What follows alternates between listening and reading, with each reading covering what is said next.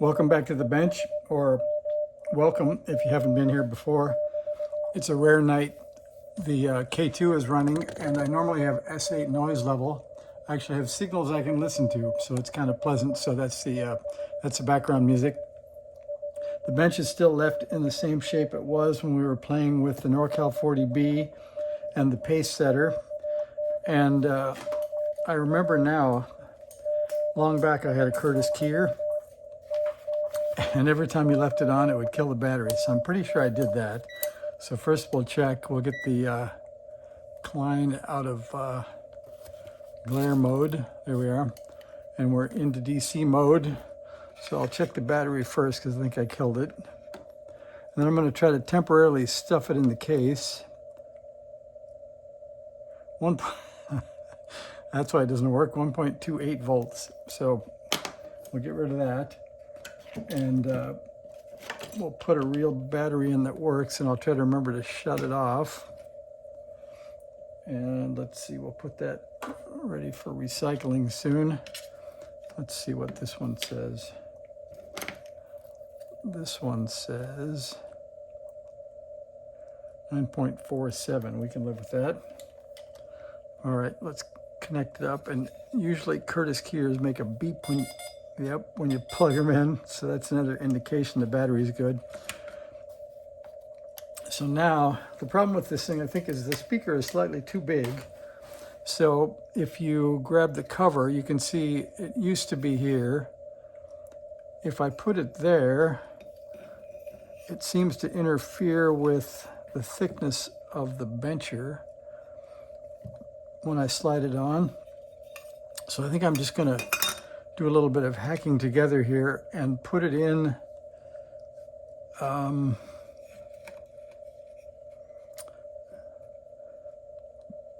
maybe a little bit of double sticky tape. I think I have some on the battery. And then I think we'll leave the speaker off until the last moment. And I don't think I do have double sticky tape. So it's even going to get worse. I'm going to get the packing tape, or maybe even just some Scotch tape for right now. I just want it to work for a day or two. I think I'm going to get back to that HK5 Keyer kit. So here goes a little bit of Scotch tape under the battery.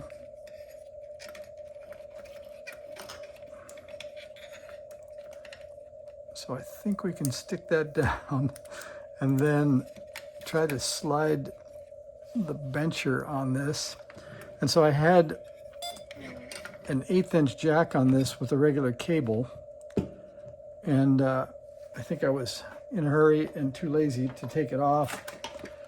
So I think for today's fun, I'm going to cut this tie wrap and just clip this cable off and save it until next time when I put it back. Don't cut the wrong ones. And the blue one looks like it's already fallen off. So we'll take that out. And the reason I did that is because when I tried to use the Keyer with the Curtis hooked up on the K2, there's probably diodes or something inside this, so it prevents you from using it as a standard paddle. So we're going to see if this will slide in. I think it's like this. Oh no, pardon me, it's like this, I guess. I think that's right. And then supposedly that spring will go through there. Although it looks like it's kind of a tight fit.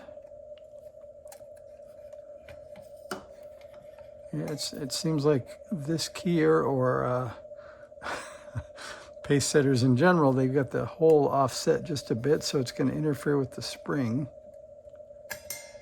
That's not great. So it touches the spring, but maybe that won't alter the tension too much. So let's see if it will go back. I'm leaving it on because I want to know if I caused any any painful damage that causes it to stick. I think maybe that's as far as they go, because that rams up against the keyer itself.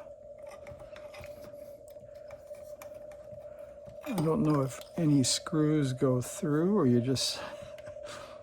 Oh, I see. So the only thing that holds it is the last foot. So it looks like there will be enough room if I put the speaker a bit higher, maybe like that. Except then I think the speaker, yeah, the magnet is too thick to go there, so it has to go underneath.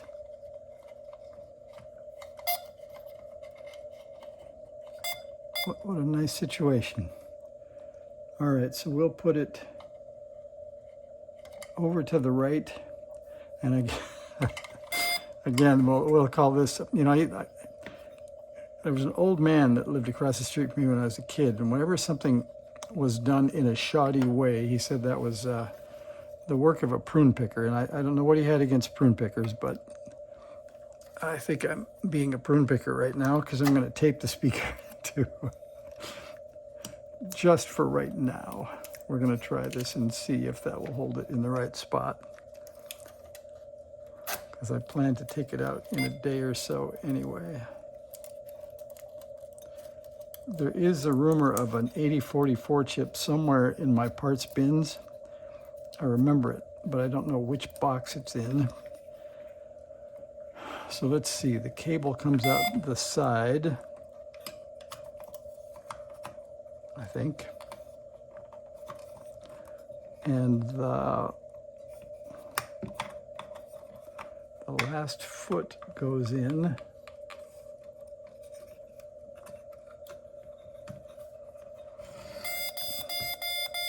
Now we've made it angry. That's not good.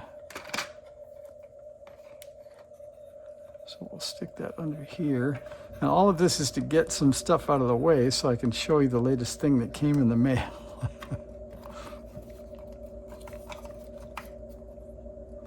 All right, that looks like that might work. So we'll try to put the foot in first, and then I'll put the chassis screws in. And I guess it would be the longer of the mismatched screws that fits it. Don't exactly know what will go in there. It can't be that. There was one straight cut. There was one Phillips. And I think the Phillips won't reach through. Just not sure what we're going to do with this thing. It was sort of in questionable to poor shape when I got it. I guess we'll hope this black screw goes through enough. I don't think it will. Let's see.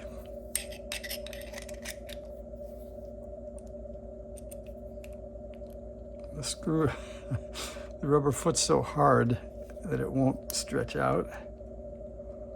So I think for purposes of seeing if just anything will work, we'll just put the screw in. And I guess I'd better test it to see if it actually fits the bottom of the keyer, because I don't want to screw that up. And that seems too big. And this is the straight screw.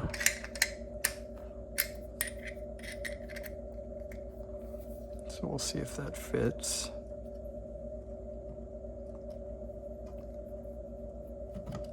Certainly isn't right. So maybe one more screwdriver change. Maybe it's this. It's small enough to fit the hole and big enough to go down the foot. That looks right. All right, so let's see if that goes down the hole. All right, now let's see if that goes in here.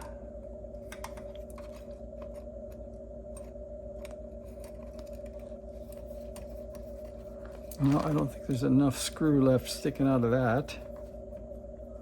So that won't work. So like I said, that's the only screw close to that I have. So I'll just go ahead and put the screw in here, and we'll screw that on for now.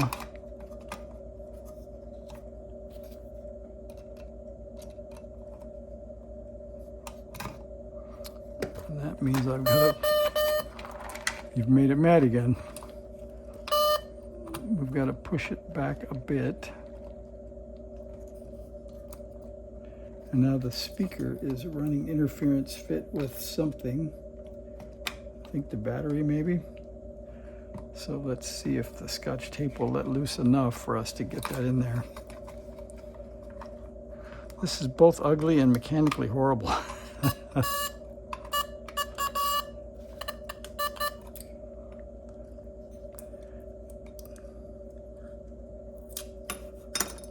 I don't really care if the speaker is at full volume. I think I can just let it ride along inside here and see how that goes.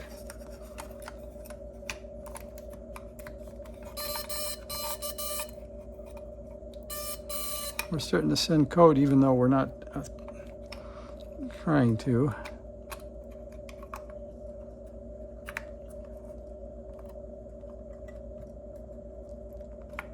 I think we're getting there.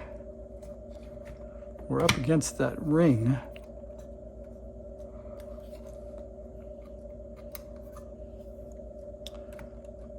I don't think we're close to the hole yet.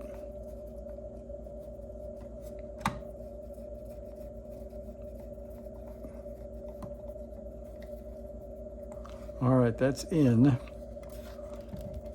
Now we're gonna see if it will accept the two mismatched screws in the top, and that might be. I'm not going to use the speaker anyway, probably, because everything I've got has a side tone. So let's put the mismatched screws in and get this thing away from the current action. One more time. All right, we'll put the straight one in. Nice.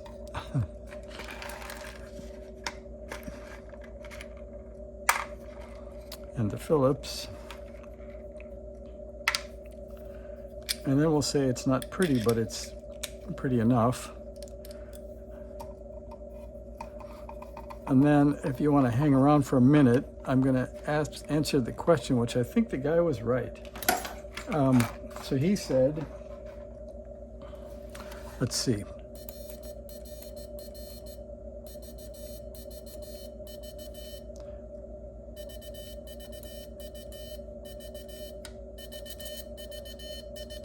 That's good enough. So that should key the Norcal40 B when we get to that. Although for this next experiment, we don't have to do any keying. So the quick thing, if you want to hang around, is I was asked that when I did the series close to a year ago about how to build a Norcal40 B, one of the things I did was jumper the two FETs that run the AGC and then just skip the whole AGC circuit while I was initially building the radio. So the question was, did I jumper the right two pins? And the J309s, let's see if I can find that for you.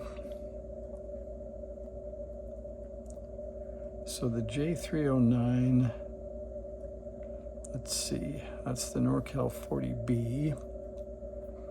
And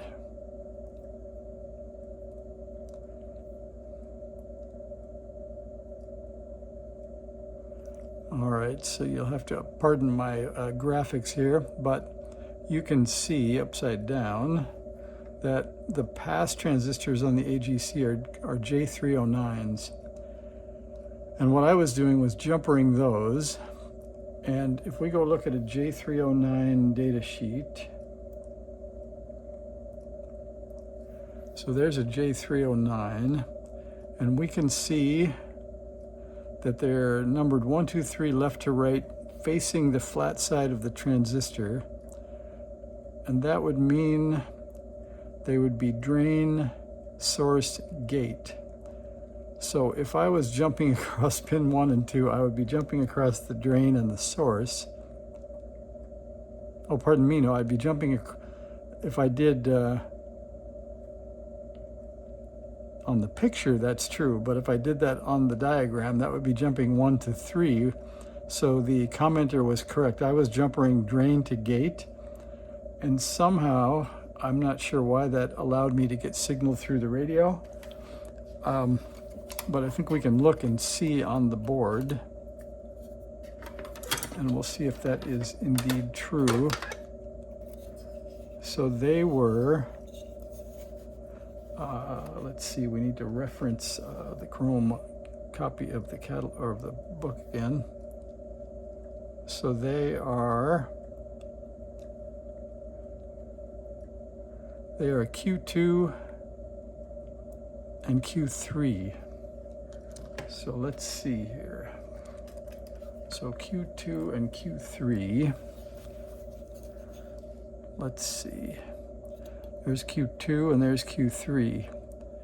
And I believe I was jumping the long side in that video. I was jumping the 2 pins that are farthest apart.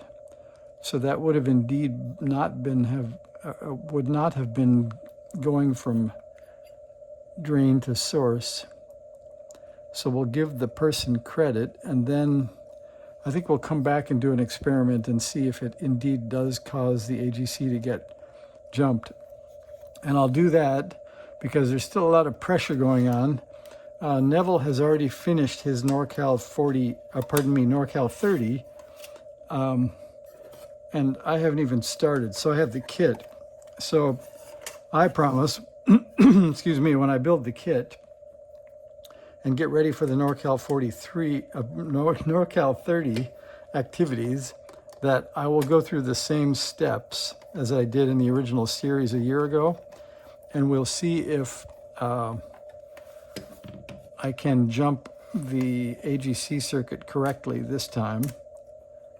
And I think that'll be an interesting check. So I got away with it, I think, but I'm not sure how. And if you notice, I'm missing a couple of the correct standoffs to do this correctly. But this is holding it together enough for right now. And if I tighten it up too much, I can't use the RF gain, so this is pretty good. All right, we'll call that good. So this will let me clear off the bench of a Norcal40 B, a Norcal40 A, and the Pacesetter. And then, let's see, is it the teaser? If I tell you I bought something, 18 minutes. I think I better come back. So the next video, I'm going to open a box for something that just came in the mail. And I think I'm going to blame Curious Mark because he has shown, well, I shouldn't say he's shown, but I've looked at his videos.